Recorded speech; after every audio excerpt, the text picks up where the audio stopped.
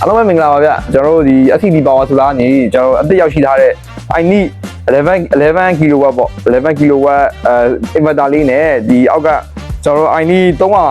ဟိုအိုးလေးပေါ့300 battery အိုးလေးကိုချိတ်ဆက်ပြီးတော့စစ်ဆေးပေးနေခြင်းဖြစ်ပါတယ်ခင်ဗျမင်းတို့အနေနဲ့အခုလိုဒီ11 kilowatt I need 11 kilowatt ဟာလေးကိုဒါတွေ့